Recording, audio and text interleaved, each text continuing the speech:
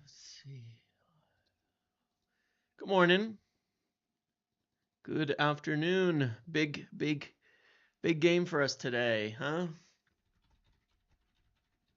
Big game for United today. What's going on? So, City, Bournemouth, Palace, Preston, and we don't know Newcastle or Brighton. Okay. Hello, Naveen. Who? Yes, I think that. Oh, hello, everybody. Good morning. Yeah, a little pre-match live here. It is a huge game. I think it's a big game because I think it's a competition that we should have our eyes on winning, Um given the teams that are in it and what's left, I think it's another one we should definitely have eyes on winning. Morning from Toronto. Yeah, we should be trying to win this one. I mean, obviously we should be trying to win all of them, but I think this one in particular is kind of I think it's there. I think it's there for the taking. We've been good in the cups. Um, Anthony Gordon gets a straight red card just now, it looks like, for Newcastle. Ooh. You guys see that thing? At 15 after, United posting that video, zoomed in on like 9 players. It was like Bruno, Delict, Yoro, Maguire, Onana. So it looks like a squad. Xerxes, Obi, and Ugarte and Garnacho. Like that was like 9 players, and I was like,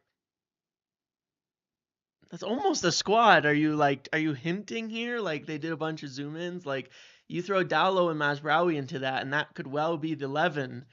Um, that could well be the 11. So I was like, okay. Are you hinting at it here? Because obviously the social media team will have the graphics by now. But then again, I mean, well, we'll have the lineup by now. But hey, you never know. You never know. I thought that was a funny leak. Not leak, but tease. Most underrated channel. Thank you, Vashak. There I go, butchering your name after a compliment. While you're here, make sure to like the stream. Obviously, we will go over the lineup in like 2 minutes here, and then we can talk about some other stuff as well. What are your thoughts on Emram comments about Ineos being honest with him? I think if you watch what he said, it was normal. He says that um, I think he says that they were honest with him about the situation and all of that. Um, I think they were. Um, like I read through the quotes, but then looking at it all together rather than in just snippets, I think he made it pretty clear that they were honest and upfront about everything that's going on and all of that, and where he would be. Um, I think he was questioning the question of like, what does that mean? Like, were they honest with me and stuff like that? Um, but yeah, I don't think anything with that. But yeah, the FA Cup is big because like for example, you take that little thing. I want to talk about it in a minute from Mofciel Michel, and he's kind of been playing down some of the Osimhen stuff. Like I said the other day, I don't know about reports saying that we've told anyone that we're gonna trigger the clause or something like that. Um, and I didn't I thought that was a little overstated, but partially this whole point of like the budget United. All right.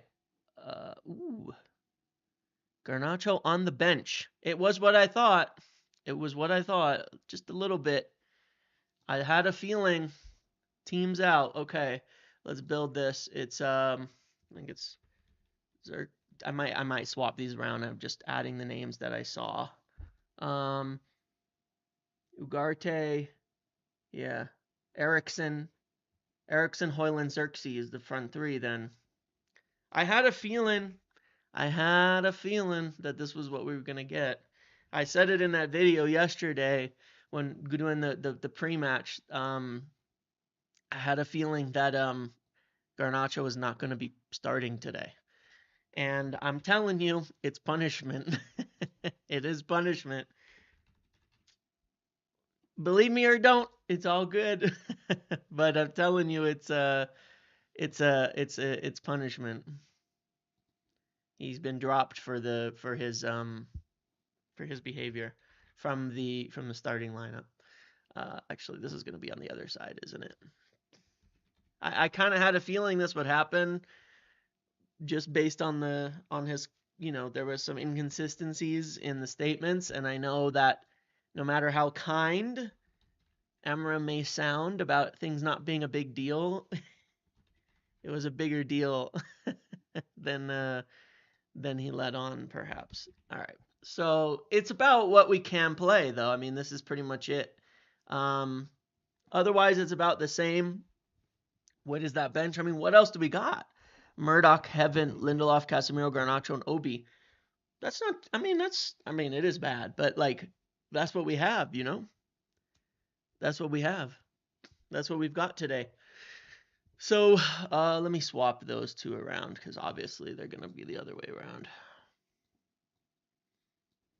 That's what we've got. I mean, this is some techie in the tens. Okay.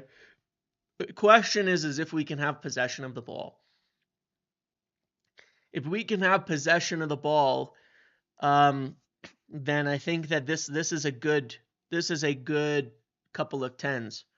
Like I think if and against Fulham, a lot of times we do have a lot of possession. So if we can have the ball against Fulham, I thought Eriksen was actually a decent call today. Because he's quite good at unlocking the final third. He is quite good at unlocking the final third. Yeah. I was kind of okay with that regardless.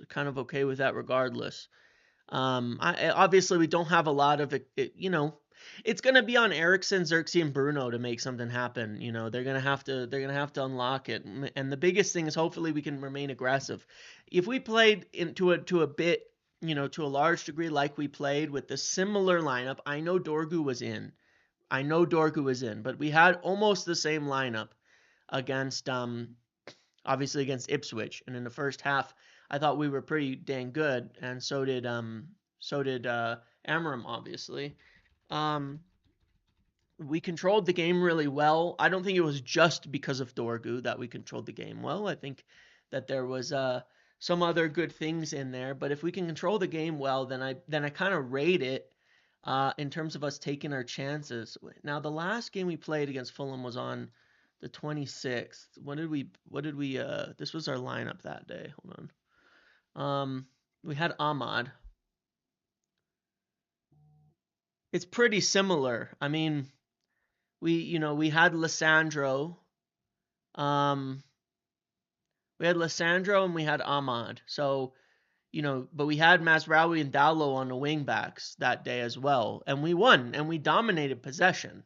I mean, dominated possession. That we did control that game well against Fulham. We just really struggled to score in that game, but we did control the game well. So I think we'll be okay in this setup in here. I think this part will be fine. I think this part will be fine. It's really going to come down to me to Xerxes and Eriksen if they can make something out of nothing and get some creativity because they obviously have the skill for it. I mean, this is probably our best, most technical pairing of tens here. And if anybody can like unlock a defense or something, it'll be them. So I rate it in that respect. I think we've got better chances than people think. Yeah, I do. And then obviously we could bring on, we can bring on Chido or Chido and not Cas. Well, we probably will bring on Casemiro, but we probably will be able to bring on Chido and Garnacho later on. But interesting stuff. Interesting.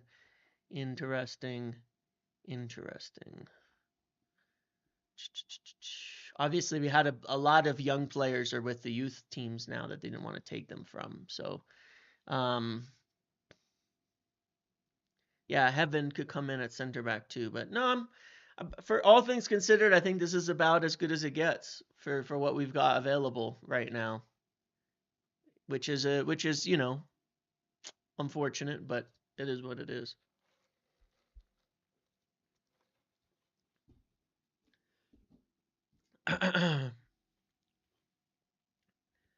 Who's it going to start in place of Eriksson for physicality? Tell me who's on that bench that brings more physicality. Newcastle through. Like who would you put on the pitch that brings physicality?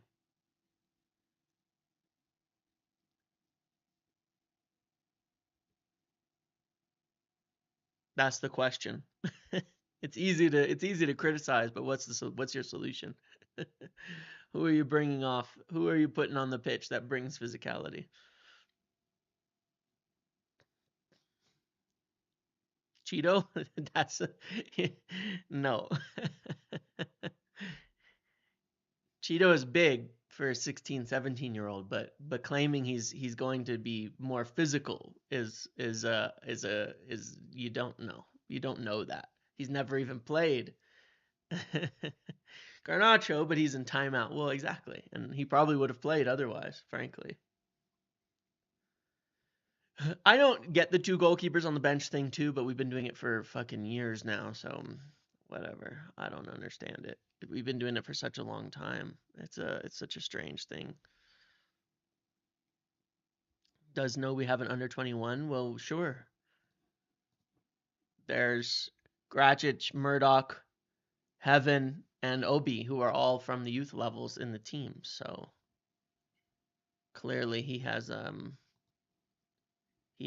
is aware that we have a bench and that we have youth because they're on the pitch. Newcastle goal rolled out and they're still playing. Damn, okay.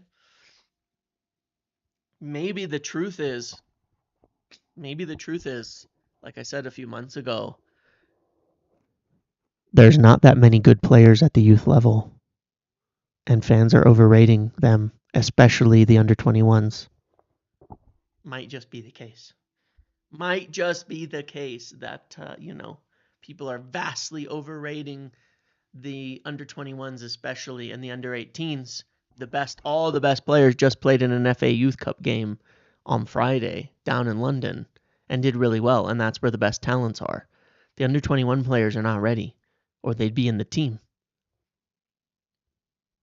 It's just that. They're not rated that highly at the under 21 level if you look at it. This is not a surprise. They're not making it into the team. Our under 21s are not that good. What was that? Spitting facts in ASMR. The under 21s are not that good. There's not any players ready. Sorry to say it. How's that? Better? Is it easier to accept in this voice? Anyway, yeah, that's the reality of it. um, but at the under 18s level, there's a lot of really good players. Give them till next season. Give them till summer. Remember the shouts for Charlie Savage and Iqbal? Yeah, I mean, there's been shouts for wait, what? There's been a lot of shouts for a lot of youth players over the last couple of years, and most of the players that were being asked for are not playing anywhere close to United level. And Manchester United's financials and PSR status ASMR. I'm just trying to figure out how do I say it that gets people to accept that the under 21 levels are just not that good. I don't know. I've said it for like almost a year now, but there's got to be some way to get people to hear it and understand it, to imprint it on people's brains that the under 21s are not that good. Kone got to be close. He's probably closer, yes, but they really do want to get him more experience and playing at the youth level. Hey, let's see. Let's see what happens. I don't think there's a lineup on earth that people will be happy with right now. And one of the problems is, going to a bit of a segue into a general discussion here, is that, if we were in in sixth, seventh in the league, something like that, we would probably be taking this FA Cup run a little bit differently. If we were, fitness from injury and such for Kone. They want him to keep playing. He missed a few games, having to come up lost a bit more, fitness with that. They want to get him fit and in his rhythm more and more before he comes up.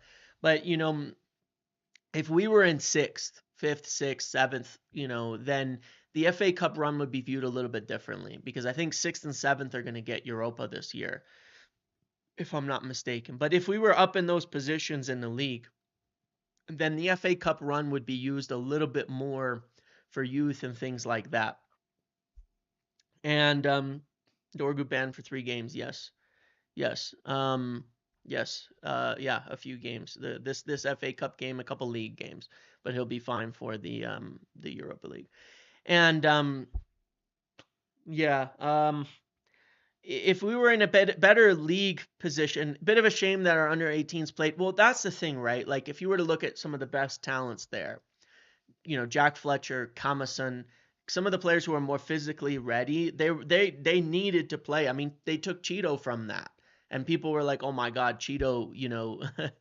where people were thinking Chido was going to be there on Friday. You know what I mean? Like with the FA Youth Cup and not with the first team, but they had to use him. They had to take Chido. Like that's where it is a little bit funny because you're going to get the complaints on both sides right now, which is that we already took Chido from the under 18s that people wanted him playing at Arsenal on Friday night.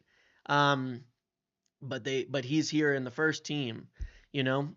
So it is what it is in that respect. If we were in 7th or 8th, we would be definitely seeing the FA Cup played differently. Amarim wants to use youth, but he does not feel that many of them are ready, and as the same with Wilcox and Co. and the people in discussions. But at the same time, we'd be more willing to be flexible were it not for the situation that we're in.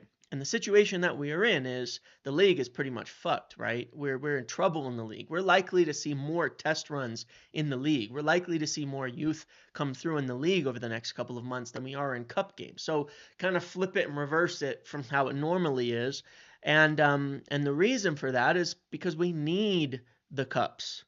We need the cups. We need the cups to win trophies. We need the cups to get back into Europe. If we were in a league position that gave us Europe, like that the FA Cup gives us Europa, it would be a different story. But we need the cups in order to get into Europe. So you almost have to turn it all around for the rest of the season and look and say, okay, the cups are our ticket to Europe, and the league is where we can keep working and doing our testing ground. When will the youth team adopt the 3-4-2-1 formation? The under 18s probably will never. At the under 18s level, they're not really wanting players to specialize into positions as of yet. That's for when they make the step up tactically. It's not so much about tactics at the under 18 levels, and it probably never will be, because you have a lot of 15, 16-year-olds coming into the under 18 side.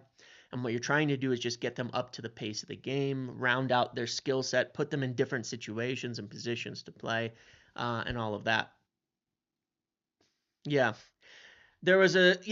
Amarim does like to use academy and develop them, and it is a huge, huge part of the view moving forward with Val Wilcox and the way that they're doing things. But it's also why they've been signing academy players to fill the gaps. Chido, Kone, Aiden Heaven, 2 of them are in the team right now, even though they're on the bench, and it's because you look at the youth levels, they don't have center backs that they think are good enough. Kukanke's a ways off. You watch him play at the under 18 level, he's a ways off. He is a ways off being ready, and the other center backs are not good enough. They're not going to make it at United. So we don't have any center backs at the youth level. That's a problem. That's why they signed Aiden Heaven. We don't really have any strikers at the youth level either. Like, not even a little bit. Chido's by far the best striker at the youth level. We don't really have any. And then there's in the midfield. Well, there's more options in the midfield, but a lot of them are more attacking players. And there's definitely a little bit of a lack of size there too. We have good players starting to come through in the wide areas at wingback positions. But yeah, they need to fill that hole. They need to fill that that academy, the academy ranks out, because there's a lot of positions where we haven't had players coming through that look like they could make it to the first team. And that's part of what's being solved as well. But I'm positive we will see more as we get closer to the end of the season. Yeah, we're playing 10s and wingers at the under 18. It's mostly all 10s, basically. Like, It's a lot of tens and wingers playing across the midfield and across like every position. Like Ibrahimov was playing deeper, but he's certainly probably more of a 10. And anyway, there's a lot of those. They're not players who are, it's mostly attackers and wingers. There's a lot of like tens, wingers, and wing backs that might be coming through, which is good because we need them. But that's where the best talents are at this point in time. So hopefully, we will see some more of that come through the rest of the season. But yeah, the FA Cup is big. We need Europe through the FA Cup or Europa. Those are the two routes we have. Two competitions where I wouldn't say we're favorites, but we're probably up there if we can perform, especially in Europa. But we need the possibility to win these cups. Um, you saw the thing like from Mafciel, Michelle, whatever, about about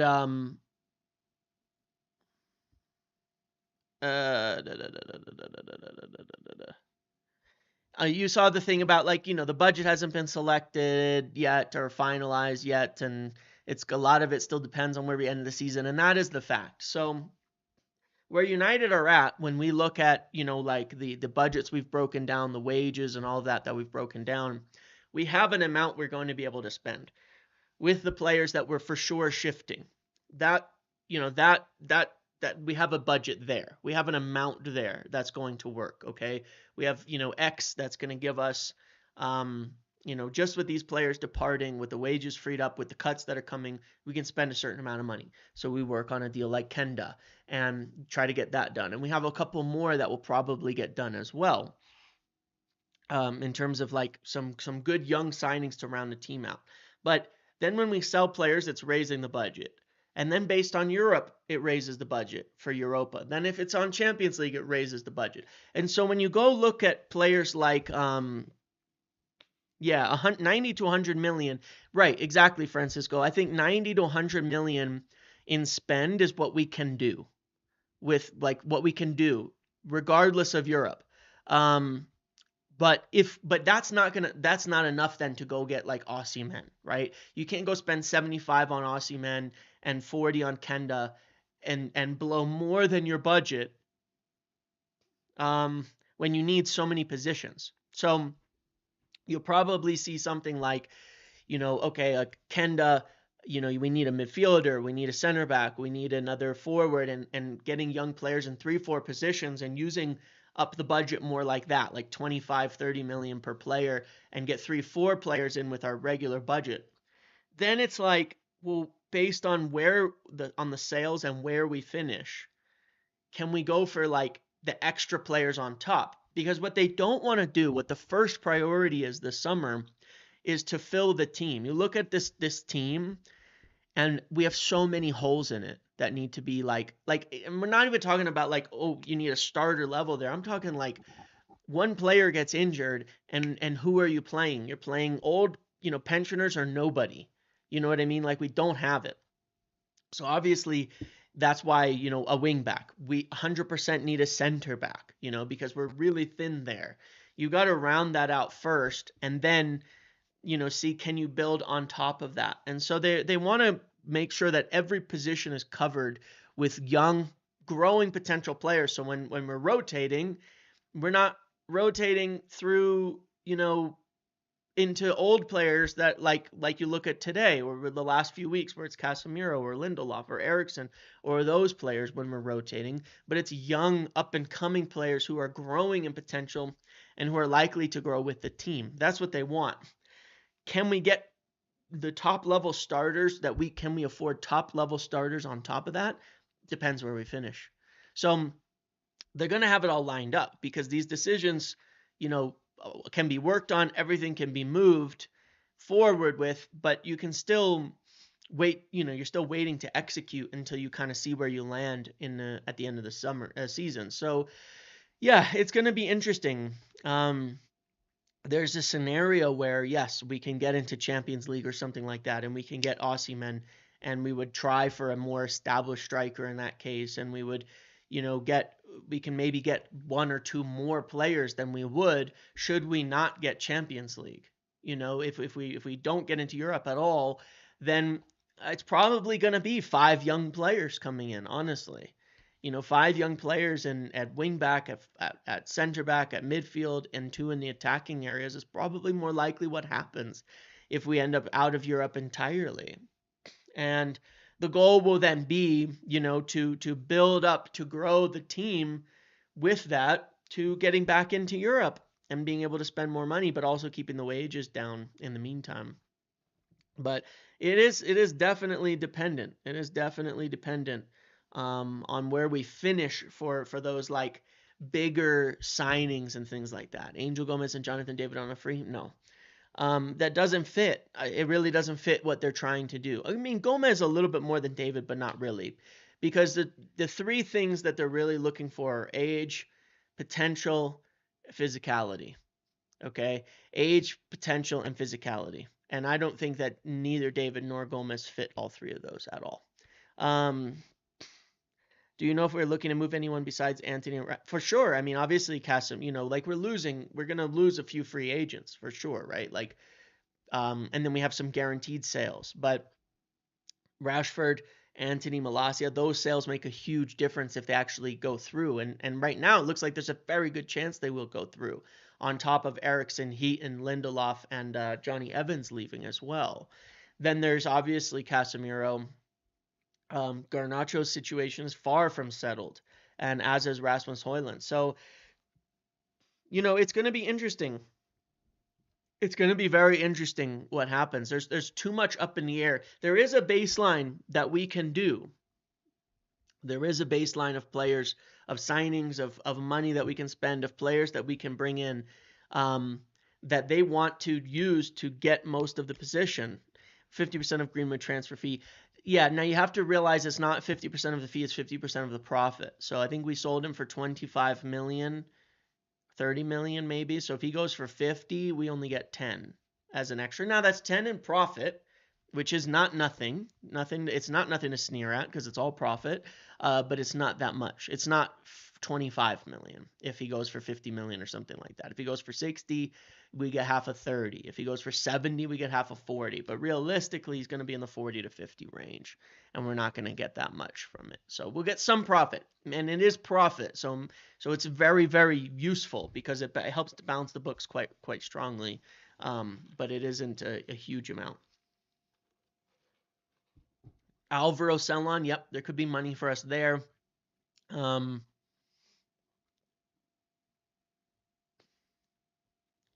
It does feel like year 1 of Ineos. Yeah, it does, because now it's like they actually have everybody in place. This is where I'm really can say, I get, after the chaos of the last summer, and only being in for a few months, they can for sure be fully judged based on what they end up with this summer. But I think there's a lot of good business that we could do, and I think that we will get a lot done.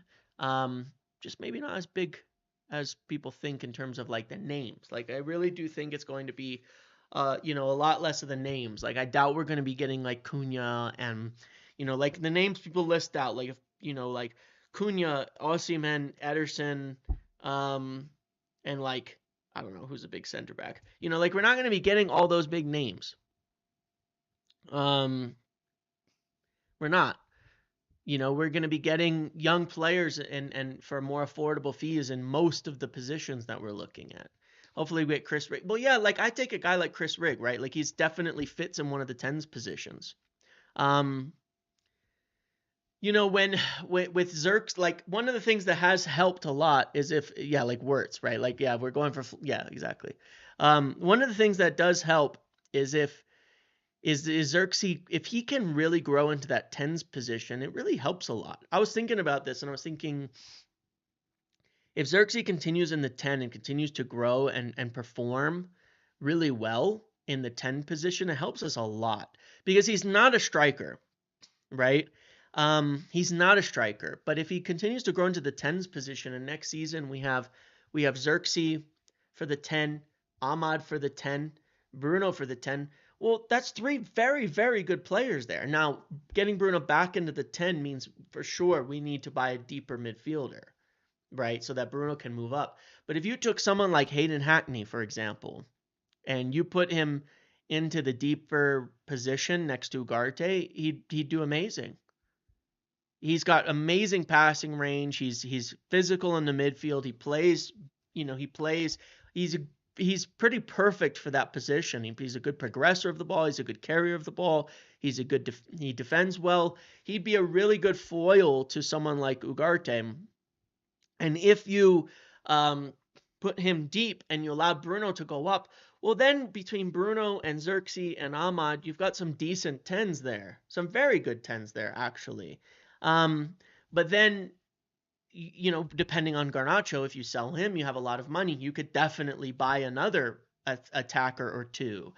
So there's ways to build this team to utilize it to its strengths, and that's kind of what I hope we do as well. If we can't make tons of transfers, um, if we can get Bruno back into the tens, yeah, Ugarte, Hackney, Menu, and Kone is a good young core of midfielders for those deeper two positions. If you then have Bruno and Ahmad as your starting tens, like those are two really good starting tens. I think we would still need more in that team.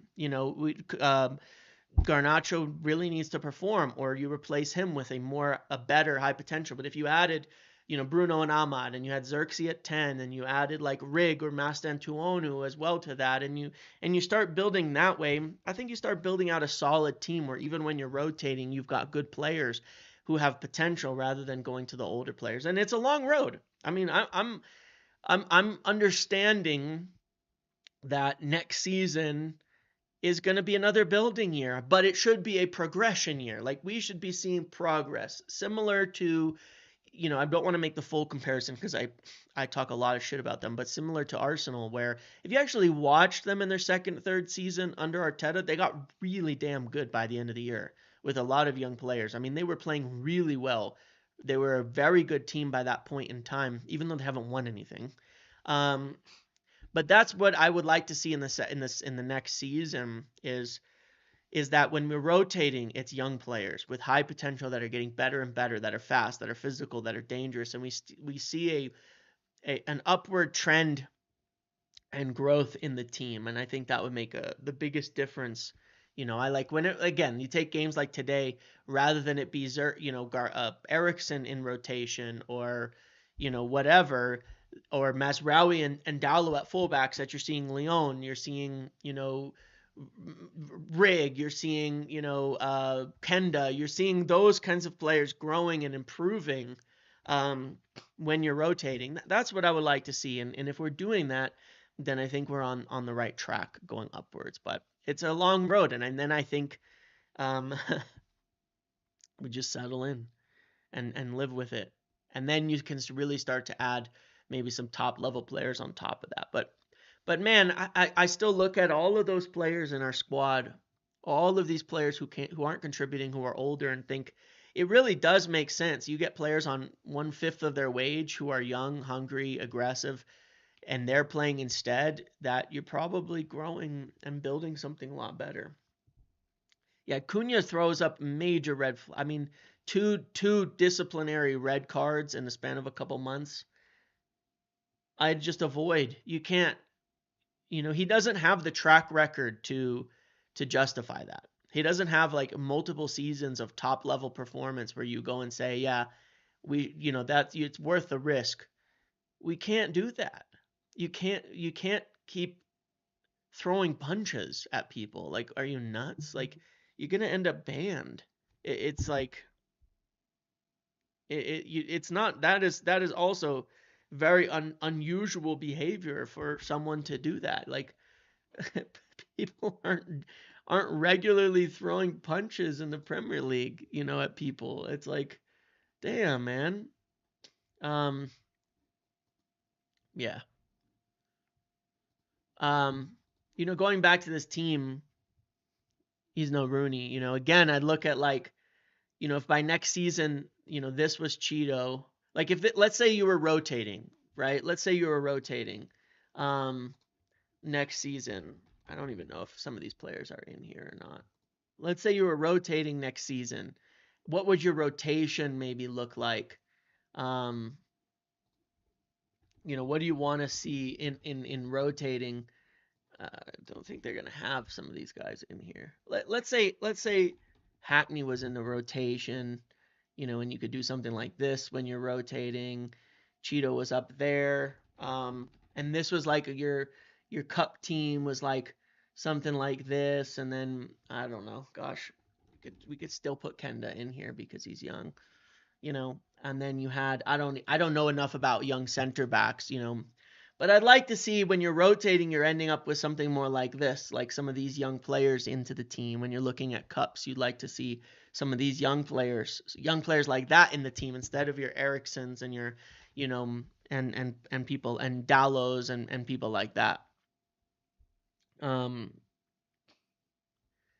I don't think it's just focusing on young, but yeah. Are we looking at bringing any?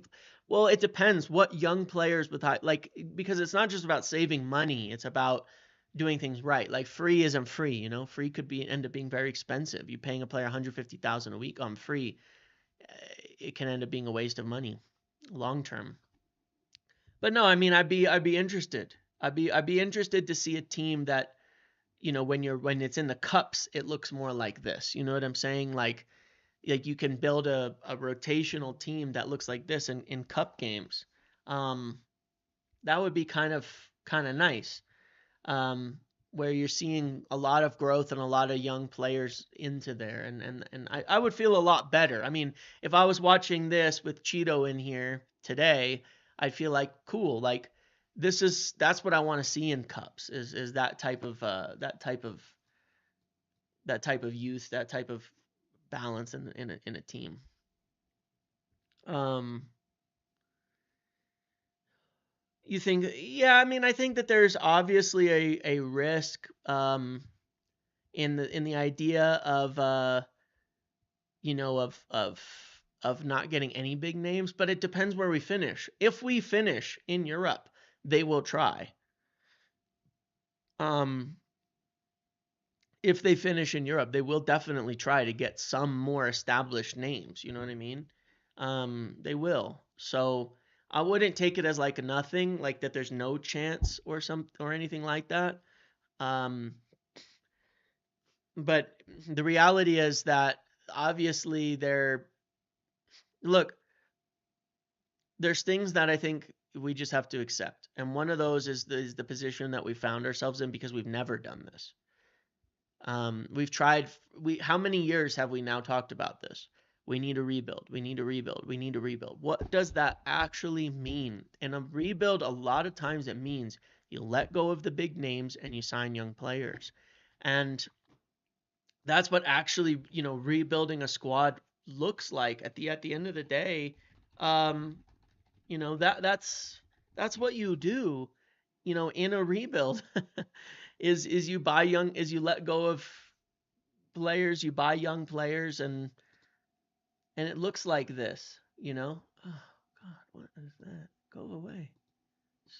Notifications driving minutes. I mean, that's what it looks like for the most part, and at least in the first year or two, and we kind of just have to accept that a little bit. I'm just looking at something here. Hmm.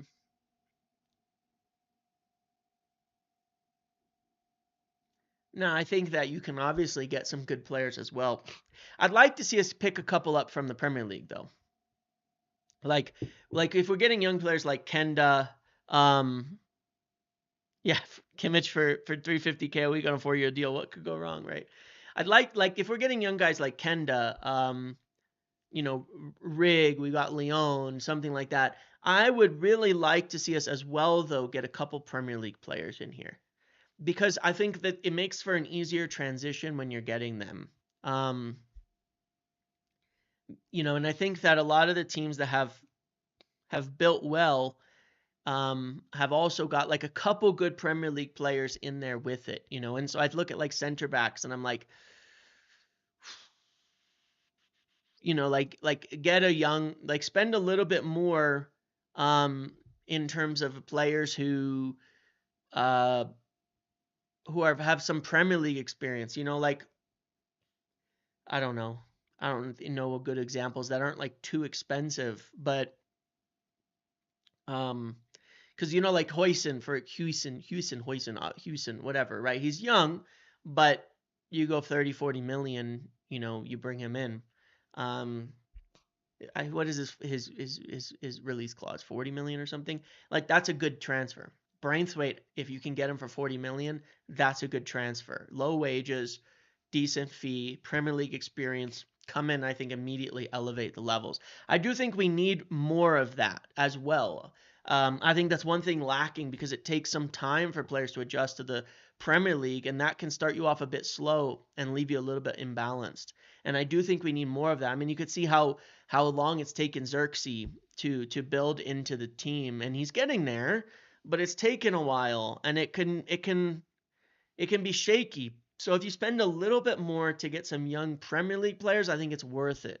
You know, so if we can get Kenda, if we can, but that's also the reason why I think it would be good to shop in the championship and looking at players like Rig and Hackney from Sunderland and those areas because England is England and players tend to transition pretty well from some of the lower leagues into the Premier League. Um, so I'd like to see that too. Is there not a risk we end up like Spurs? I love so many of their young signings individually, but the collective. Right. Well, why are Spurs so bad though? Let me ask you that question, right? Because I agree with you in that sense. Why are Spurs so bad right now? What do you think the reason is? Um, One of the biggest reasons they're bad this season is injuries, and that's one thing where they got you know the signings wrong, right? If you look at certain aspects of it, of their injury of their players that they have. You know, Van de Ven is always injured, even though he's a good player. Richarlison was a terrible purchase. That's an example of when they paid an enormous amount of money for this was I mean they bought him a while ago now, right? A couple few years, but that was a bad one. Um, I thought Solanke was actually a good purchase, but he's also injured. You know, Romero also eternally injured. Like their center backs are constantly injured. You know, even like their best players are just regularly injured. Injuries meant they rely on the younger signings, and that's when they have been so bad. Agreed. Um, but at the same time, a big part of that comes down to Postecoglou. Like I said, I have a lot of confidence in the idea of managers causing injuries. Not all. It's like you have to understand when I say causing injuries, it's not 100% managers, but there's causal factors, right? And when you add them up, they're contributing factors. But I think that Postecoglou is just not that good. I rated him before. I think that he's got a good idea of how to attack freely, but he has the worst setup for defense in the league. And it opens them they just open themselves. I mean, I think it's a big part is just Postecoglou. And it's Spurs, you know. But I think it's a big part of just Postecoglou. He went for attack first, fair enough to be aggressive, but he has no idea how to set up a team that defends well. None. That reduces, you know, goals conceded. He just has no idea um, how to set that up. He's never evolved. He hasn't evolved in that in 2 seasons and being more compact and being more difficult to beat. He hasn't evolved on that. So I think they actually have a pretty decent squad when you round it. Um, but it's hard to measure at Spurs. I look at more like at Chelsea, right? And I look at Chelsea, the same thing. We're kind of discussing this. They have built a very good team on young players. I mean, you know, look at like the Chelsea, uh, like what was their last game? They have built a good team on young players. Not all, obviously, I'm not always. It's not 100% in anything, right? But let's look at the team they fielded versus Southampton.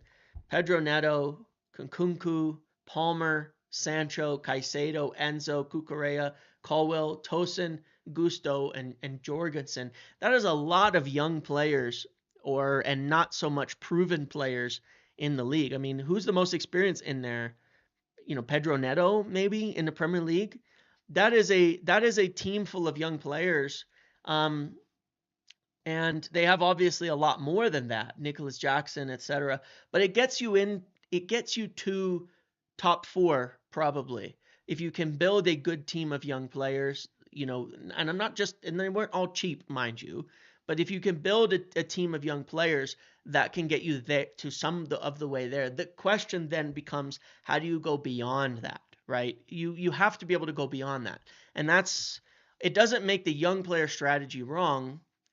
It's that how you go beyond that. Now, Chelsea, yeah, Nkunku is older, but he's barely played, so I don't consider him that important part of it. Um, if you look at like the other names, Madueke, Nicholas Jackson in their attack, these are young players as well. But they've spent huge fees, way too big of money on a lot of these young players too that have flopped. They've burned through enormous amounts of cash. Again, 100 million on Mudrik, things like that have been just insanely expensive.